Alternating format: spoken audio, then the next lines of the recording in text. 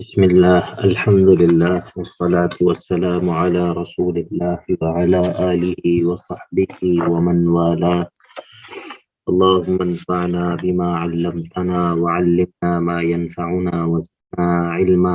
رب اشرح لي صدري ويسر لي أمري واحلل عقدة من لساني يفقهوا قولي. سبحانك لا علم لنا إلا ما علمتنا إنك أنت العليم الحكيم.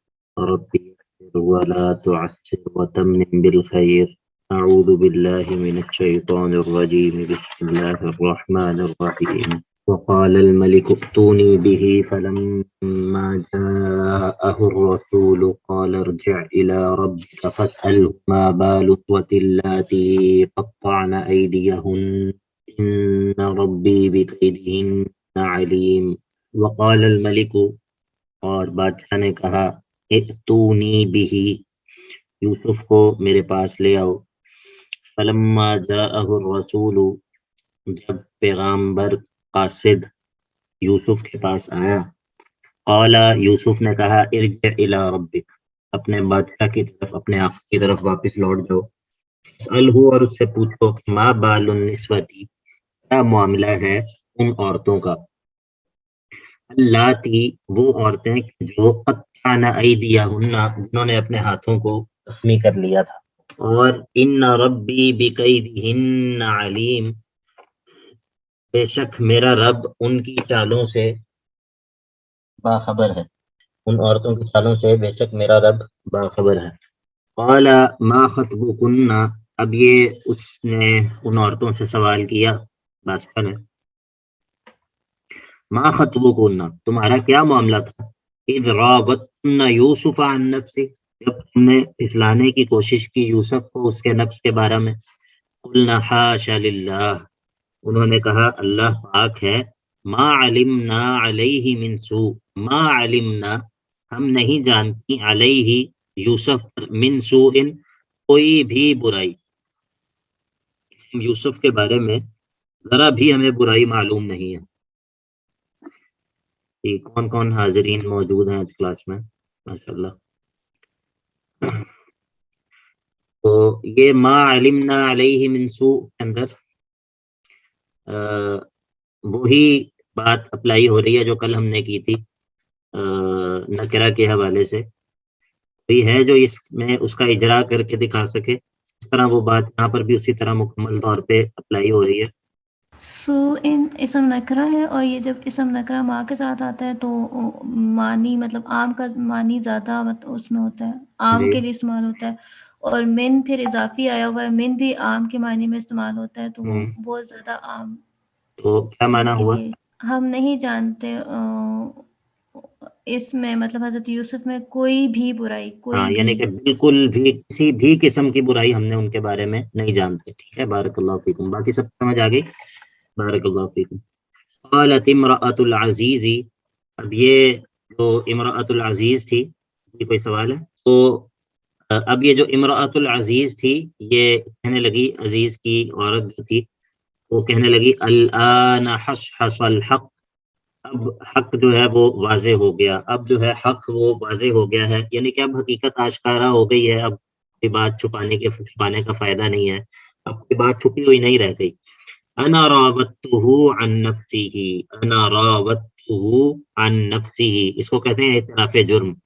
اعتراف جرم. اب یہ امرأۃ العزیز نے اعتراف جرم کر لیا. یہ انا راودتہ، میں نے اس کو پھسلانے کی کوشش کی، عن نفسی ہی، اس کے نفس کے بارے میں، میں نے اس کو، یعنی کہ اس نے میرے ساتھ استرازی نہیں کی بلکہ مجرم میں تھی، میری غلطی تھی. وَإِنَّهُ لَمِنَ الصَّادِقِينَ، اور بے شک وہ یقیناً صادقین میں سے تھا، یعنی کہ وہ سچ بولنے والوں میں سے ہے، وہ بالکل سچے ہیں، میں جو ہوں میری غلطی تھی اور میں مجرم تھی. اس نے جب اعتراف جرم کر لیا تو اس کے بعد یہ اسی کا کلام ہے، امرأۃ العزیز کا ہی کلام ہے. ذَلِكَ لِيَعْلَمَ أَنِّي لَمْ أَخُنْهُ بِالْغَيْبِ، اور یہ اس لیے کہ وہ جان لے، یوسف جان لے کہ انی لم اخنہ بالغیب، میں نے اس کی غیر موجودگی میں کوئی خیانت نہیں کی ہے، غیر موجودگی میں کوئی خیانت نہیں کی ہے. معنی کیا ہے؟ معنی یہ ہے کہ یوسف چونکہ یہاں موجود نہیں ہے، میں نے اس کی غیر موجودگی میں اس پر کوئی تان و تشنیع نہیں لگایا، یا اس پر الزام نہیں لگایا، یا اس پر جو ہے وہ کوئی بہتان نہیں لگایا، اور وہ حقیقت میں بھی پاک ہے، اور میں نے اس کی غیر موجودگی میں بھی اس پر کوئی بہتان تراشی نہیں کی. یہ میں اسی لیے اعتراف کر رہی ہوں. ذالک لیعلم انی لم اخنہ بالغیب وان اللہ لا یہدی کید الخائنین. اور اللہ تعالی خیانت کرنے والوں کو کامیابی نہیں دیتا ہے. اللہ تعالیٰ خیانت کرنے والوں کو کامیابی نہیں دیتا ہے، ان کی چالوں کو اللہ تعالیٰ کامیاب نہیں کرتا ہے. وما ابرئ نفسی ان النفس لامارۃ بالسوء الا ما رحم ربی. اچھا، یہاں پر ایک دلچسپ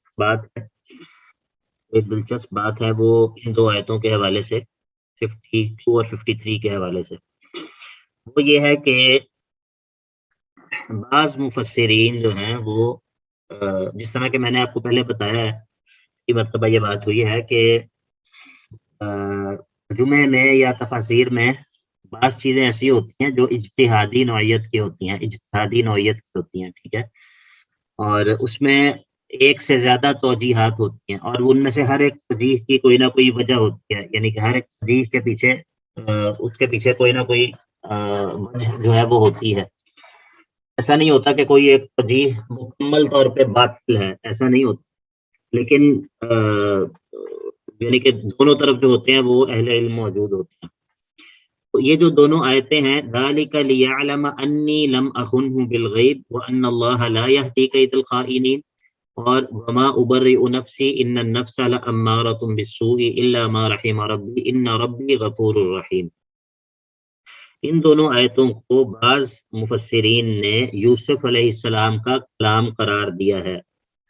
ان دونوں آیتوں کو بعض مفسرین نے یوسف علیہ السلام کا کلام قرار دیا ہے، لیکن درست بات یہی ہے کہ یہ یوسف کا کلام نہیں ہے، بلکہ یہ امرأۃ العزیز کا ہی کلام چل رہا ہے. امرأۃ العزیز کا ہی کلام چل رہا ہے. اگر آپ دیکھیں آیت نمبر 51 میں، یہاں پر بات شروع ہوئی ہے، قالت امرأۃ العزیز الآن حصحص الحق انا راودته عن نفسه وانه لمن الصادقین، اور ذلك لیعلم انی لم اخنہ بالغیب وان اللہ لا یہدی کید الخائنین. ایک اس کے دو قرینے ہیں، دو قائن ہے اس بات پر کہ یہ دونوں آیات بھی زلیخا کا ہی کلام ہے، امرأۃ العزیز کا ہی کلام ہے، یوسف کا کلام نہیں ہے. پہلا قرینہ تو یہ ہے کہ یہاں پر آیا قالت امرأۃ العزیز الآن حصحص الحق، اور آگے یہ وہی بات جو ہے وہ چل رہی ہے، الآن حصحص الحق انا راودته عن نفسه وانه لمن الصادقین ذلك لیعلم انی لم اخنہ بالغیب وان اللہ لا یہدی کید الخائنین وما ابرئ نفسی ان النفس لامارۃ بالسوء الا ما رحم ربی ان ربی غفور رحیم. ٹھیک ہے، پہلا قرینہ تو یہ ہے. دوسرا قرینہ یہ ہے کہ اس گفتگو کے وقت یوسف ابھی تک جیل سے نکلے ہی نہیں ہیں. یہ جو گفتگو ہو رہی ہے یہ یوسف کی غیر موجودگی میں ہو رہی ہے. اور یہاں پر دیکھیے آیت نمبر 50 کے اندر، فلما جاءه الرسول قال ارجع الى ربك فاسأله ما بال النسوة، یہاں پر انہوں نے خود نکلنے کے بجائے اس کو واپس بھیج دیا، اسے کہا کہ یہ پہلے جا کے یہ پوچھ کے آؤ. اور پھر یہ جو گفتگو، یہ جو مکالمہ ہو رہا ہے، یہ ان کی غیر موجودگی میں ہو رہا ہے. اب اس کے بعد 54 کے اندر پھر سے بادشاہ نے بلایا ہے، قال الملک ائتونی بہ استخلصہ لنفسی. تو اس کا مطلب یہ ہے کہ یہ پیچھے جو گفتگو ہوئی ہے یہ یوسف علیہ السلام کی نہیں ہے، بلکہ یہ امرأۃ العزیز کا ہی کلام ہے. جی، اس بات کی سمجھ آ گئی ہے سب کو؟ جی سر. بارک اللہ فیک. امام ابن کثیر نے بھی یہی بات لکھی ہے، بلکہ انہوں نے تو تذکرہ بھی کیا ہے کہ کیونکہ ابن کثیر جو ہیں یہ ابن تیمیہ رحمہ اللہ کے شاگرد ہیں. ابن کثیر امام ابن تیمیہ کے شاگرد ہیں، تو انہوں نے اس آیت کی تفسیر میں ابن کثیر میں بھی لکھا ہے کہ شیخ الاسلام کا اس موضوع پہ ایک پورا رسالہ بھی ہے، یعنی کہ انہوں نے ایک رسالہ لکھا تھا اس بات کو ثابت کرنے کے لیے کہ یہ جو آیات ہیں یہ دونوں یہ یوسف کا کلام نہیں ہے، بلکہ یہ یہ زلیخا کا ہاں یہ زلیخا کا کلام ہے، یوسف کا کلام نہیں ہے جس طرح کے بعض لوگ کہتے ہیں. اچھا جی، تو وما ابرئ نفسی، یہ بھی وہی کہہ رہی ہے، زلیخا ہی کہہ رہی ہے، وما ابرئ نفسی، اور میں اپنے نفس کو پاک قرار نہیں دیتی، میں اپنے نفس کو بری قرار نہیں دیتی. ان النفس لامارۃ بالسوء، سر بظاہر دیکھنے میں لگتا ہے کہ یہ کلام ایمان والے بندے کا ہے، بٹ زلیخا تو ایمان نہیں لائی تھی. یہ بات پیچھے بھی ہوئی تھی جب اس کے شوہر نے کہا تھا استغفری لذنبک، استغفری لذنبک انک کنت من الخاطئین. جب عزیز مصر آیا گھر اور زلیخا نے الزام لگا دیا یوسف پر، اور وشہد شاہد من اہلہا، اور پھر دیکھا تو قمیض پیچھے سے پھٹی ہوئی تھی، تو اس نے کہا استغفری لذنبک. یہ بات کس کی لگتی ہے؟ کسی ایمان والے بندے کی لگتی ہے یا کسی مشرک کی لگتی ہے؟ استغفری لذنبک، اپنے گناہ کی معافی مانگ. اصل میں یہ لوگ مشرک ضرور تھے لیکن یہ اللہ تعالیٰ کے وجود کے منکر نہیں تھے. مشرک ضرور تھے لیکن اللہ تعالیٰ کے وجود کے منکر نہیں تھے، اللہ تعالیٰ کو وجود تسلیم کرتے تھے. اس کے علاوہ، اس کے باوجود یہ لوگ شرک میں مبتلا تھے. ٹھیک ہے. ذلك ليعلم اني لم اخنه بالغیب. وما ابرئ نفسی ان النفس لامارۃ بالسوء الا ما رحم ربی ان ربی غفور الرحیم. یہ اکبر بھائی نے جو سوال کیا نا، یہ بڑا ویلڈ سوال ہے، اور یہ سوال جو ہے وہ یہاں پر ذہن میں اٹھتا ہے، بلکہ یہ سوال شاید میں نے بھی تفسیر پڑھتے ہوئے کیا تھا، کہ ایسا ہی لگتا ہے کہ جیسے یہ تو ایمان والی ہے. ان ربی غفور الرحیم، بے شک میرا رب بخشنے والا اور میرا مہربان ہے. اب جب یہ بات ہو گئی تو اب بادشاہ کو یقین آ گیا کہ یوسف ہے وہ تو پاک باز ہے، گرچہ وہ جیل میں ہے، لیکن جیل میں ہونے کا یہ مطلب نہیں ہے کہ وہ جو ہے وہ گناہ گار ہے یا کسی جرم کی وجہ سے جیل میں ہے. اب جب جیل سے نکل کر سامنے آئے تو یعنی کہ جس کو کہتے ہیں باعزت بری ہونا، باعزت بری ہونے کا مطلب یہ ہوتا ہے کہ ثابت ہو جائے کہ یہ بندہ بے قصور ہے، اور یہ بندہ بغیر کسی جرم کے جو ہے وہ اس بندے کو سزا مل رہی. وقال الملک ائتونی به، بادشاہ نے کہا اس کو میرے پاس لے آؤ. استخلصہ لنفسی، استخلصہ لنفسی، میں اس کو اپنے لیے خاص کروں گا، یعنی کہ میں اس کو اپنا خاص الخاص معاون بناؤں گا، میرے پاس وہ اس کا خاص مرتبہ ہوگا. اب ظاہر ہے جب متاثر ہوا وہ اتنا زیادہ خواب کی تعبیر سے بھی، اور پھر جو یوسف کے بارے میں اس نے جو تعریفیں سنی، اور پھر جو ان عورتوں نے جو گواہی دی، تو یہ ساری چیزیں مل کر اللہ تعالیٰ نے اس کے دل کے اندر محبت ڈال دی یوسف کی، اور اس نے کہا کہ اس کو لے آؤ استخلصہ لنفسی. اور پھر جب گفتگو ہوئی تو وہ ہر کوئی جو ہے وہ، جس طرح وہ ایک نعت میں ہے کہ ہر کوئی فدا ہے بن دیکھے دیدار کا عالم کیا ہوگا. تو ظاہر ہے کہ ہم جس طرح اللہ کے نبی علیہ الصلوۃ والسلام کے بارے میں سنتے ہیں تو دل کے اندر محبت کی ایک کیفیت ہوتی ہے، آپ کی باتیں پڑھتے ہیں تو اگر جو لوگ دیکھتے ہوں گے اور جو لوگ ہم کلام ہوتے ہوں گے ان کا کیا جو ہے وہ کیفیت ہوتی ہوگی. اب جب پہلے اس نے بلایا فلما کلمہ، جب ان سے گفتگو ہوئی، قال انک اليوم لدینا مکین امین، آج سے تم ہمارے پاس تمہارا بڑا مرتبہ ہے اور تم پر مکمل اعتماد کیا جائے گا. یعنی کہ آج سے تم ہمارے پاس مکین بھی ہو اور امین بھی ہو. مکین یعنی کہ تمہیں ہم نے بڑا مرتبہ دیا ہے، تمہیں ہم نے تمکن دیا ہے، اہم ذمہ داری دی ہے. اور امین یعنی کہ تم ہمارے پاس معتمد بھی ہو، معتمد یعنی کہ تم پر ہمیں اعتماد ہے. اب جب اس نے جو ہے وہ یوسف کو بڑا مرتبہ بھی دے دیا اور جو ہے وہ قابل اعتماد بھی قرار دے دیا، اب جو ہے وہ یوسف نے کہا کہ اچھا اگر مجھے مرتبہ دے ہی دیا ہے تو پھر مجھے جعلنی علی خزائن الارض، قال جعلنی علی خزائن الارض انی حفیظ علیم، بے شک میں حفاظت کرنا بھی مجھے خوب آتا ہے اور میں اس کام کا پورا علم بھی رکھتا ہوں. مجھے جو ہے وہ آپ زمین کے خزانوں پر مقرر کریں، یعنی کہ یہ جو غلے اور اناج کا اور جو خزانے کا سارا معاملہ ہے اس کے اوپر آپ مجھے یہ والی وزارت جو ہے اس کو میرے سپرد کیجیے. تو یعنی کہ انسان کے اندر جس چیز کی صلاحیت ہو اس کا اظہار کر دینا جو ہے یہ کوئی بری بات نہیں ہے. اور بعض لوگ یہ کہتے ہیں کہ حصول اقتدار کے لیے بعض لوگ اس آیت کو دلیل بناتے ہیں، خود سے عہدہ مانگنا چاہیے، یہ درست ہے، جبکہ حدیث میں آیا ہے کہ جو خود سے عہدہ طلب کرتا ہے ہم اس کو عہدہ نہیں دیتے. تو یہاں پر ویسے یہاں پر بظاہر بات بنتی تو نہیں ہے، کہ جعلنی علی خزائن الارض جو ہے یہ بعد میں کہا ہے، بادشاہ نے انک الیوم لدینا مکین امین پہلے کہا ہے، یعنی کہ پہلے اس نے آپ کو مرتبہ اور مقام دے دیا ہے، اور اس کے بعد اپنے لیے مناسب وزارت اور عہدہ جو ہے وہ انہوں نے کہا کہ مجھے اس عہدے پر جو ہے وہ تعینات کریں، میرے اندر اس کی جو ہے وہ استعداد ہے۔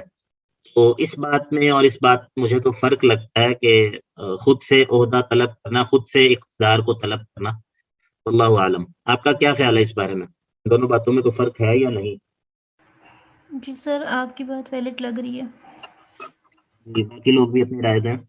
جی سر، اس طرح جی شیخ آپ کی بات ویلڈ ہے، اور ویسے بھی انہوں نے جب انہیں اقتدار دے دیا اور جس میں وہ اپنے آپ کو اسپیشلی سمجھ رہے ہیں، تو اس کے لیے پھر خود کو پیش کرنا میرے خیال میں یہی چیز مناسب ٹھیک ہے، ہوتی ہے۔ بارک اللہ فیکم، بارک اللہ فیکم۔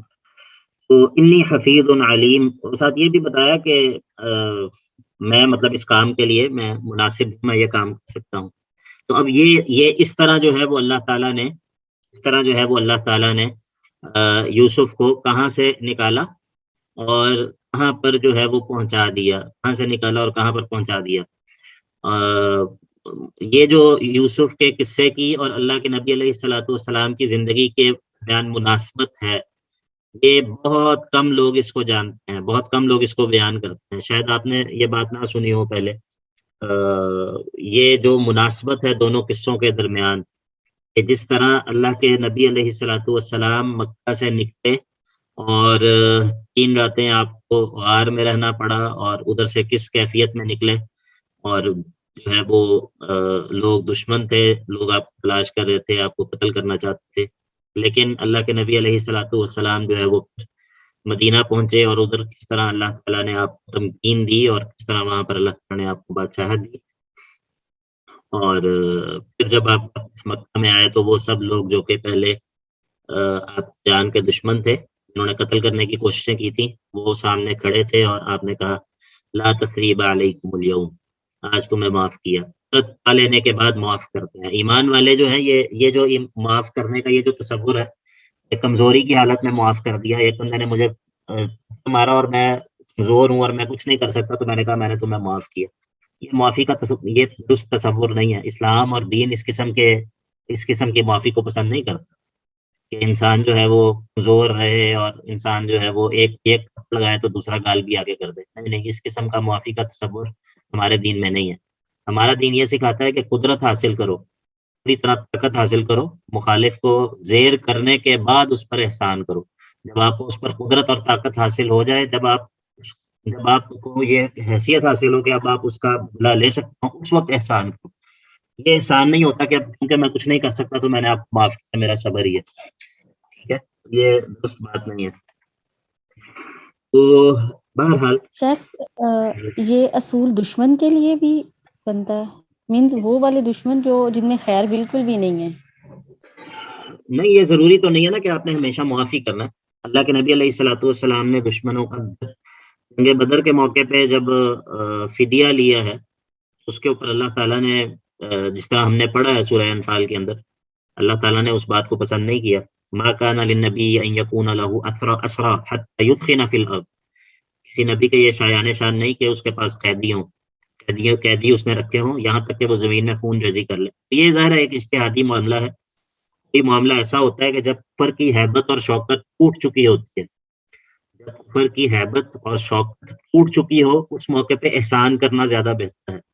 لیکن جب کفر کی ہیبت اور شوکت توڑنا مقصود ہو تو اس موقع پہ ظاہر اسٹریٹجی اور ہوگی۔ مطلب دیکھیں، جنگ بدر کے موقع پہ بالکل پہلا معرکہ ہے اور کفر بہت مضبوط ہے، اسلام کو پہلی فتح ملی ہے۔ اس موقع پہ کیا مناسب تھا؟ اور فتح مکہ کے موقع پہ جب ہر طرف جو ہے وہ اسلام دور دور تک پھیل چکا تھا، قبائل کے قبائل مسلمان ہو چکے تھے، اس موقع پہ کیا مناسب تھا؟ یہ خود انسان سمجھ سکتا ہے۔ صحیح، یہ چیز مینز کے موقع کے مناسبت کے حساب سے یہ ظاہر ہے، یہ ایسا نہیں ہے کہ ہر موقع پہ ایک ہی چیز ہے۔ کبھی موقع معاف کرنے کا ہوتا ہے اور کبھی جو ہے وہ موقع اس چیز کا ہوتا ہے کہ کفر کی ہیبت اور شوکت کو توڑا جائے، اور جو یعنی کہ کفر کا جو ایک طاقت ہے اس کو ختم کیا جائے، لوگوں کے دلوں کے اندر جو کفر کی ایک ہیبت بیٹھی ہوئی ہے اس کو ختم کیا جائے۔ تو یہ ساعۃ ہر موقع کے حساب سے یہ بات ہوتی ہے.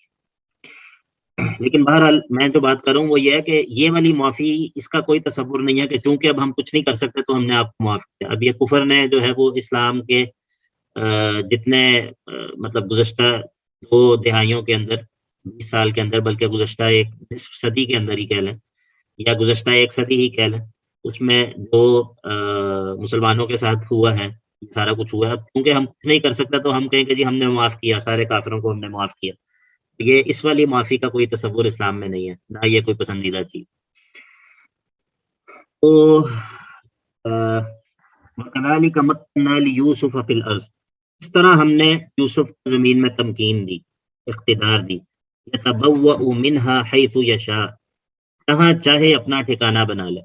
يَتَبَوَّأُ مِنْهَا ٹھکانہ بنا لے زمین میں. منہا کی ہا ضمیر کس کی طرف لوٹ رہی ہے؟ زمین کی طرف. الارض کی طرف. الارض جو ہے یہ مؤنث ہے یہ مؤنث استعمال ہوتا ہے مؤنث سماعی ہے. تو منہا یتبوأ منہا ٹھکانہ بنا لے منہا اس زمین میں سے حیث یشاء جدھر بھی چاہے. یعنی کہ اس کو آپ ذرا اس طرح سمجھے نا کہ اگر ایک بندہ کنویں کے اندر ہے کنویں کے اندر پڑا ہوا ہے ادھر اس کے پاس کتنی جگہ ہوتی ہے بہت وسیع جگہ تو نہیں ہوتی نا کون سی جگہ ہوتی ہے ادھر بندہ اپنی مرضی سے حرکت کر سکتا ہے نہیں سر. نہیں کر سکتا. تو اللہ تعالیٰ نے ادھر سے نکال کے تو اب مصر کے اندر وہ جدھر چاہیں اپنا ٹھکانہ بنا لیں. مصر کے اندر جدھر چاہیں اپنا ٹھکانہ بنا لیں. ایسی جو ہے وہ ان کو اللہ تعالیٰ نے بادشاہت اور اقتدار جو ہے وہ دے دیا.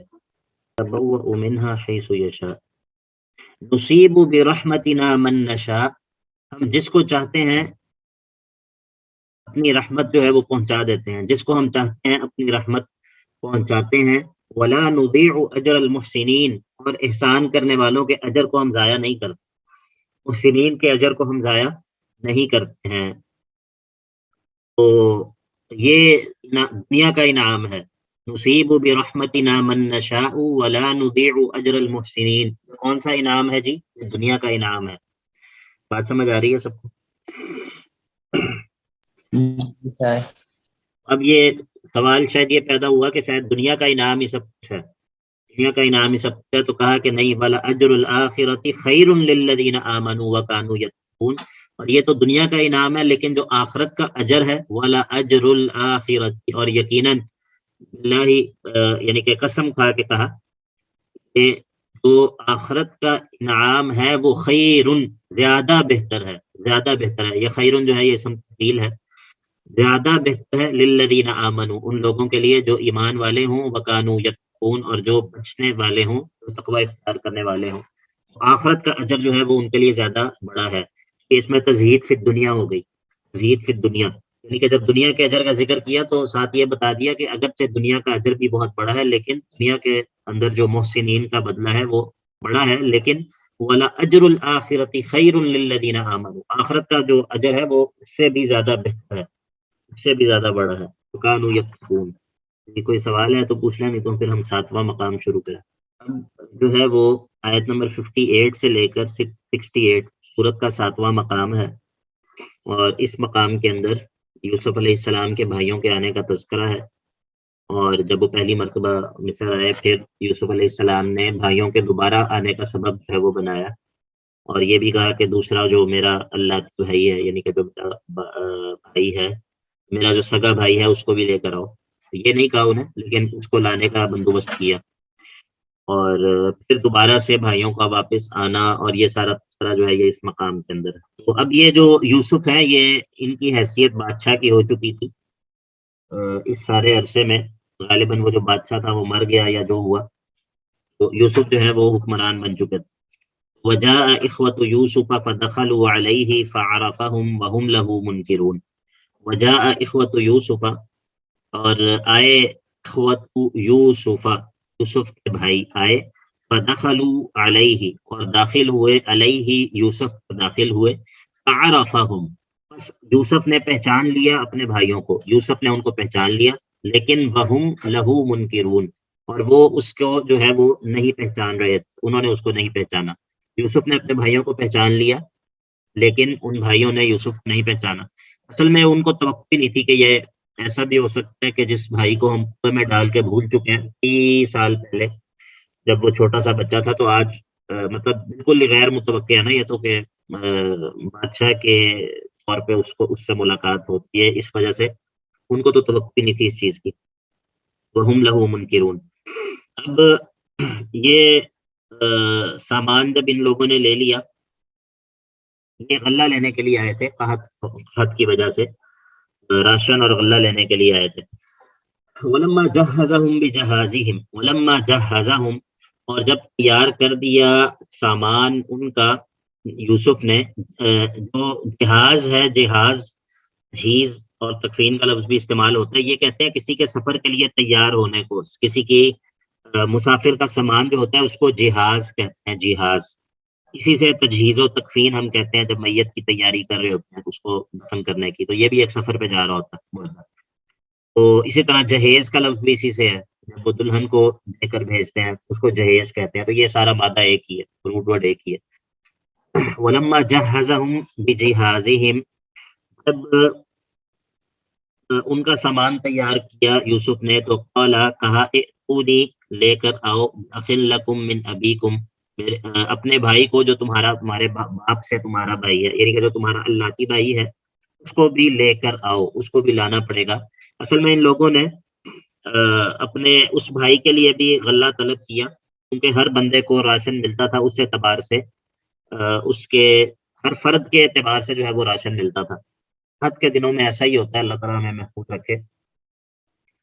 جب خوراک کا قحط پڑ جاتا ہے تو پھر افراد کے اعتبار سے جو ہے وہ راشن تقسیم ہوتا ہے. ایسے ہوتا رہا ہے پاکستان میں بھی، ایک دور میں راشن ڈپو ہوتے تھے. شاید آپ اگر اپنے بڑوں سے پوچھیں تو ان کو یہ بات یاد ہو، کے دور میں جو ہے وہ راشن ڈپو ہوتے تھے جہاں سے راشن ملا کرتا تھا.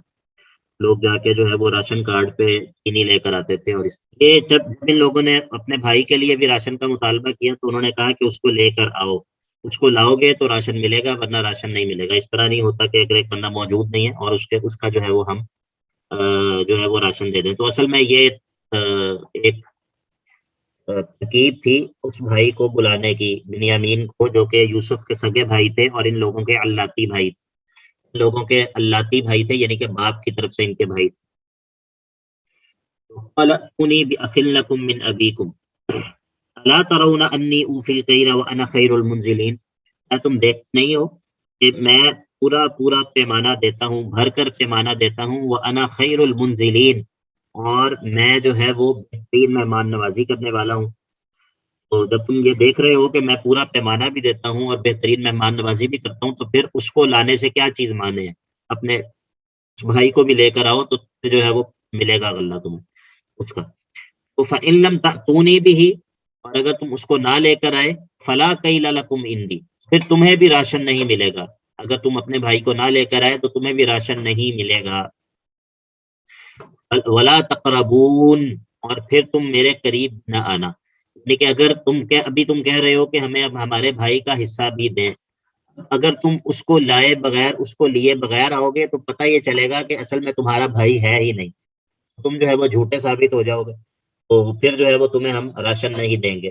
یہ ساری بات جو ہے یہ ترکیب ہے اس کو بلانے کی ترکیب ہے اللہ تعالیٰ کے حکم سے. یہ سب اللہ تعالیٰ کے حکم سے تھا، کیونکہ یہ بنیامین کا آ جانا یوسف کے پاس یہ بھی یعقوب کے لیے تکلیف کا باعث بنا نا. یعنی کہ یعقوب جو ہے ان کو تو تکلیف ہوئی اس سے کہ پہلے یوسف کیا تھا پھر بنیامین بھی ادھر آ گیا. تو یہ اللہ تعالیٰ کے حکم سے تھا، اس میں آزمائش تھی، یعقوب کے لیے آزمائش تھی، اور یوسف جو ہے یہ کر رہے تھے جو اللہ کے حکم سے کر رہے تھے. قالوا سنراود عنه اباه وانا لفاعلون. اب یہ کہنے لگے سنراود عنه اباه، ہم منا لیں گے اس کے باپ کو اس کے بارے میں، وانا لفاعلون، اور یقیناً ہم ایسا کرنے والے ہیں. یہ جو مراودہ ہوتا ہے، مراودہ جس طرح پہلے بھی لفظ استعمال ہوا زلیخا کے بارے میں بھی، اور یوسف کے، زلیخا کے اور یوسف کے بارے میں، اور اسی طرح ان عورتوں کے بارے میں بھی لفظ استعمال ہوا ہے. تو اس کو کہتے ہیں کسی سے ہیلے بہانے سے کسی چیز کو طلب کرنا، کسی کو بہلانا پھسلانا. تو یہ کہنے لگے کہ سنراود عنہ اباہ، ہم ابا جان کو منا لیں گے اس کے بارے میں بھی، بنیامین کے بارے میں بھی ہم ابا جان کو منا لیں گے، کوئی مسئلہ نہیں. وقال لفتیانہ جعلوا بضاعتهم في رحالهم لعلهم يعرفونها اذا انقلبوا الى اهلهم لعلهم يرجعون. جب یہ لوگ واپس جانے لگے تو یوسف نے جو ان کی قیمت تھی وہ انہی کے سامان میں رکھوا دی، اپنے خدمت گاروں سے کہہ کے خفیہ طور پہ جو قیمت انہوں نے دی تھی اس کو انہی کے سامان میں رکھوا دیا۔ تو وقال لفتیانہ، اور یوسف نے کہا اپنے خدمت گاروں سے، یہ آیت جو ہے وہ نیچے رہ جاتی ہے، مجھے یاد کروا دیا کریں۔ اچھا، وقال لفتیانہ، یوسف نے کہا اپنے خدمت گاروں سے، اجعلوا بضاعتہم، رکھ دو ان کی قیمت کو، فی رحالہم، ان کے سامان میں، لعلہم یعرفونہا، تاکہ وہ اس کو پہچان لیں، اذا انقلبوا الی اہلہم، جب وہ لوٹیں اپنے گھر والوں کی طرف، تو لعلہم یرجعون، تاکہ وہ شاید کہ یہ واپس آ جائیں، یعنی کہ جب یہ اپنے سامان میں اپنی قیمت دیکھیں کہ ہماری قیمت بھی واپس آ گئی ہے تو پھر یہ ضرور واپس آئیں گے، دوبارہ سے جو ہے یہ آئیں گے اور بنیامین کو لے کر آئیں گے۔ اس کے اندر دو توجیحات ہیں۔ پہلی توجیہ تو یہ ہے کہ یوسف علیہ السلام جو ہے وہ یہ جانتے تھے کہ یہ یعقوب کے گھر والے جو ہیں یہ بغیر قیمت کے راشن نہیں لیں گے، اور اگر یہ قیمت بھی ان کو واپس دے دی جائے گی تو پھر یہ یعقوب اپنے بیٹوں کو دوبارہ ضرور بھیجیں گے، ایسا نہ ہو کہ یعقوب دوبارہ اپنے بیٹوں کو بھیجے ہی نہ۔ اس کے لیے یہ ترکیب کی کہ قیمت جو ہے وہ واپس رکھوا دی تاکہ یہ لوگ دوبارہ ضرور واپس آئیں، یعنی کہ یوسف کو معلوم تھا کہ میرے والد صاحب اس طرح راشن نہیں لیں گے، قبول نہیں کریں گے بغیر قیمت کے، اور وہ ان کو دوبارہ واپس بھیجیں گے قیمت کے ساتھ، تو اس طرح بنیامین بھی واپس آ جائے گا۔ اور دوسری توجیہ جو ہے وہ یہ ہے کہ یوسف علیہ السلام کو شاید یہ علم تھا کہ ان لوگوں کے پاس اور مال نہیں ہے، تو انہوں نے احسان کرتے ہوئے ان کی جو قیمت ہے وہ واپس بھجوا دی۔ بہرحال واللہ عالم، اللہ تعالیٰ بہتر جانتا ہے۔ فلما رجعوا الی ابیہم، یہ لوگ اپنے والد کے پاس واپس لوٹے تو قالوا، کہنے لگے، یا ابانا، اے ہمارے ابا جان، منع منا الکیل، یہ سامان کھولنے سے پہلے کی باتیں، سامان ابھی کھولا نہیں ہے، ابھی سامان جو ہے وہ ابھی بندھا ہوا ہے۔ کہنے لگے، اے ابا جان، منع منا الکیل، ہمارے سے غلہ روک لیا گیا ہے، ارسل معنا اخانا، ہمارے ساتھ ہمارے بھائی کو بھی بھیجیے، نقتل، کہ ہم غلہ لے کر آئیں، وَإِنَّا لَهُ لَحَافِظُونَ، اور بے شک ہم اس کی بھی حفاظت کریں گے۔ سبحان اللہ، ہم اس کی بھی حفاظت کریں گے۔ اپنا ٹریک ریکارڈ جو ہے وہ ان کو بالکل یاد نہیں تھا، تو یہ کہنے لگے وَإِنَّا لَهُ لَحَافِظُونَ، تو اس بھائی کی بھی بہت اچھے طریقے سے حفاظت کریں گے۔ قال هل آمنكم عليه الا كما امنتكم على اخيه من قبل، والد کہنے لگے، یعقوب کہنے لگے، کیا وہ قیمت ان کی جگہ یوسف علیہ السلام نے پے کی ہوگی، کیونکہ کیا یہ عمل ٹھیک ہے کسی عہدے دار کے لیے ایسا کرنا؟ جی، کسی عہدے دار کے لیے ایسا کرنا درست ہے، ایسا کرنا درست ہے، کیونکہ جب وہ بادشاہ کی حیثیت میں ہے یا ذمہ دار کی حیثیت میں ہے تو ظاہر ہے اس مال کے اندر وہ تصرف کر سکتے ہیں، اور اگر اس کے قریبی جو ہیں، اگر اس کے کوئی قریبی وہ مستحق ہوں تو وقف کے مال کے اندر جو تقسیم کرنے کا مال ہے اس کے اندر جو منتظم ہے وہ اس طرح تصرف کر سکتا ہے، اپنے اہل خانہ کے ساتھ، اپنے مستحق رشتہ داروں کے ساتھ تعاون کر سکتا ہے۔ اور اس مسئلے پر جو ہے وہ امام بخاری نے ایک باب بھی قائم کیا ہے بخاری میں، کتاب الاحکام میں،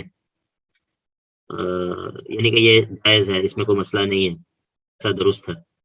اب یعقوب کہنے لگے، قال هل آمنکم علیہ، کیا میں تم پر اعتماد کروں، علیہ، اس کے بارے میں بھی، اپنے اس بیٹے کے بارے میں بھی تم پر اعتماد کروں؟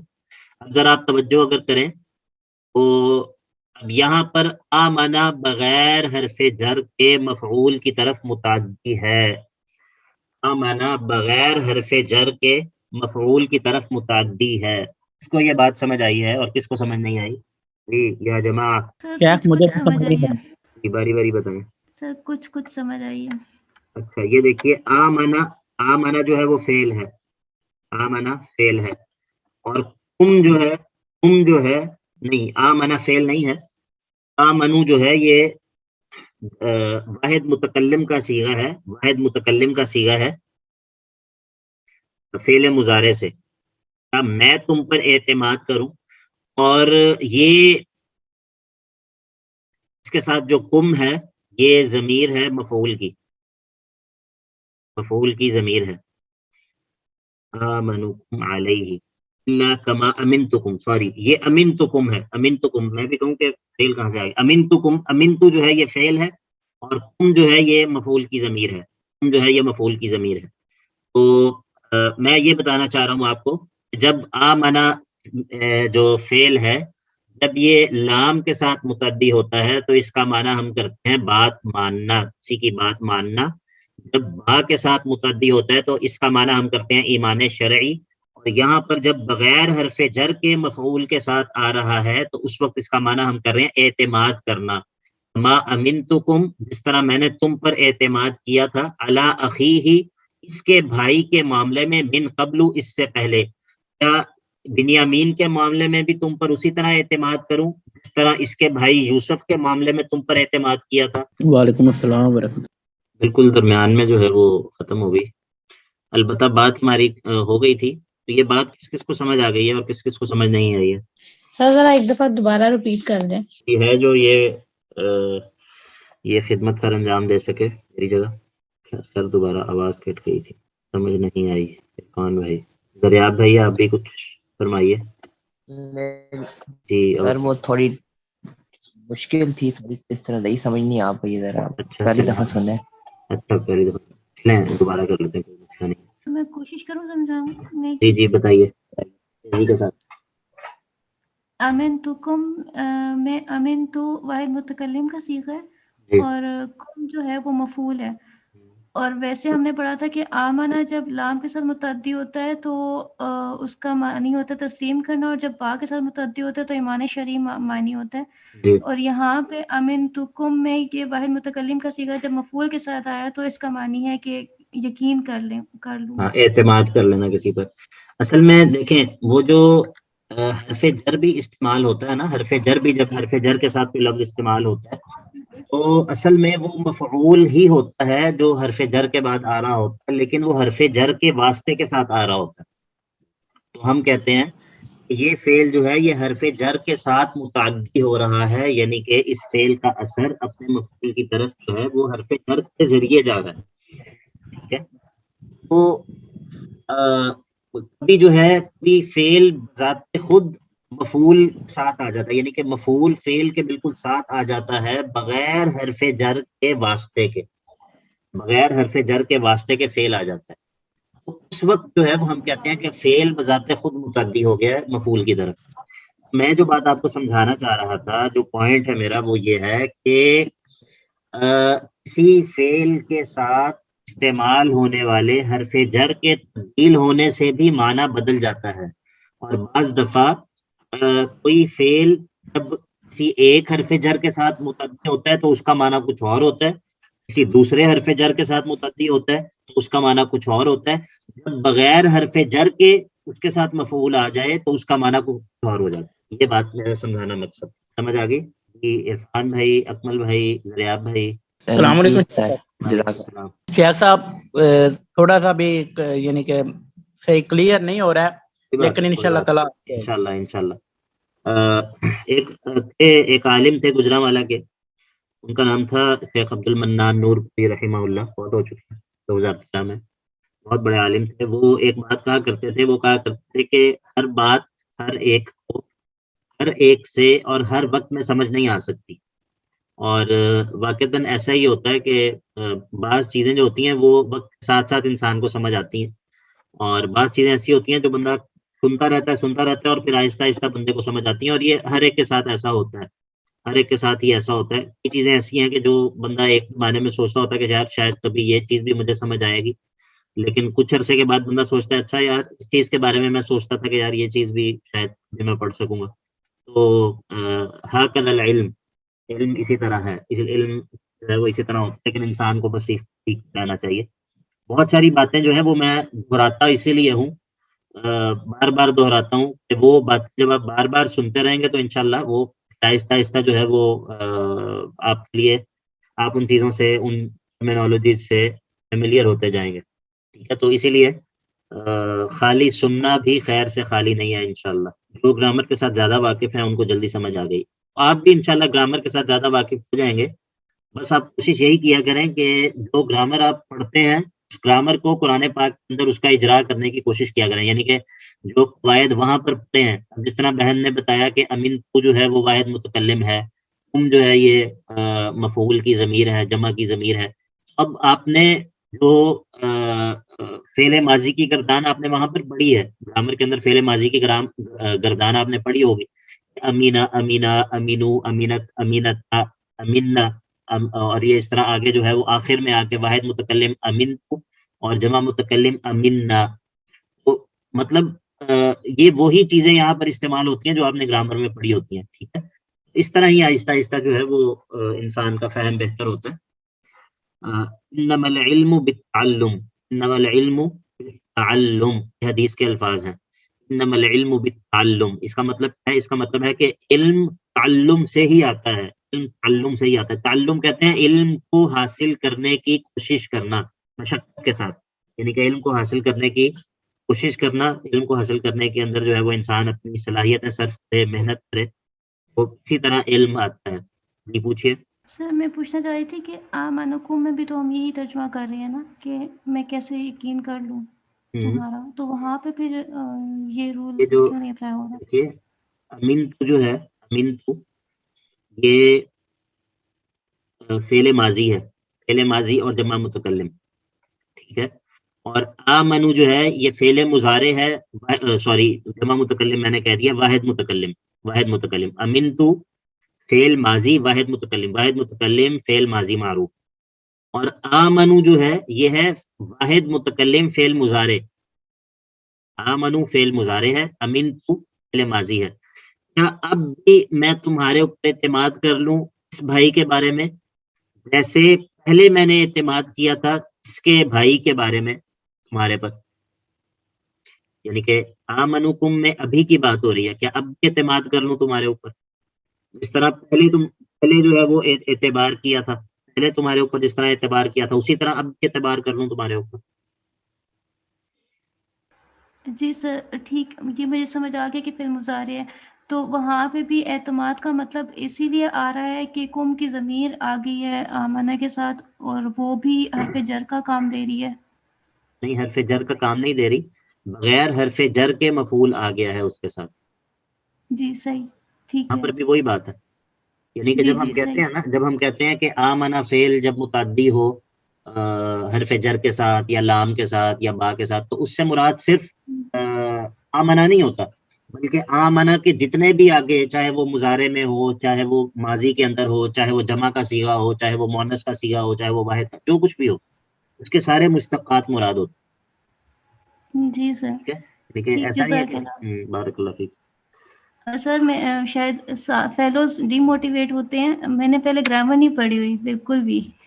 اچھا، نہیں، میرا خیال ہے کہ یہ آپ نے جو اسی کورس کے اندر، میرا خیال ہے جو آپ لوگ پڑھے ہیں اس کے اندر ہم اس سے زیادہ کوئی بات نہیں کرتے، مطلب ایسی کوئی یعنی کہ ایڈوانس لیول کی گرامر کی باتیں ہم نہیں کرتے اس میں، بالکل ہم بیسک لیول کی باتیں کرتے ہیں. اور یہ اس میں انشاءاللہ ڈی موٹیویٹ ہونے والی کسی کے لیے بھی کوئی بات نہیں ہے، بلکہ میں تو یہ باتیں اسی لیے کرتا ہوں کہ آپ کی جو ہے وہ دلچسپی برقرار رہے. اور میرا خیال ہے کہ اس سے دلچسپی برقرار رہتی ہوئی ہے جب ہم وہاں پر جو قواعد پڑھے ہوں، انسان جب دیکھتا نا کہ یار واقعی وہاں پر جو ہم نے قاعدہ پڑھا تھا وہ یہاں پر اپلائی بھی ہو رہا ہے، تو یہ چیز انسان کی دلچسپی بڑھانے کا سبب بنتی ہے. یعنی کہ یہ خود میں نے اپنے تعلیمی سفر کے اندر اس چیز کا تجربہ کیا ہوا، تو یہ چیز جو ہے وہ انسان کی دلچسپی بڑھاتی ہے کہ یار وہاں پر جو ہم نے قواعد پڑھے ہیں واقعی قرآن پاک کے اندر ہم نے جو ہے وہ ان قواعد کو کام کرتے ہوئے بھی دیکھا ہے. یہ چیز جو ہے یہ شوق بڑھاتی ہے انشاءاللہ. ٹھیک ہے، ابھی ہم اس آیت کو مکمل کر لیتے ہیں، ٹائم کافی ہو گیا. تو یہ پچھلی آیت کے اندر انہوں نے کہا تھا وَإِنَّا لَهُ لَحَافِظُونَ، بھائیوں نے کہا تھا پچھلی آیت کے اندر، ان کا قول ذکر ہوا تھا کہ وَإِنَّا لَهُ لَحَافِظُونَ، ہم اس کی حفاظت کریں گے.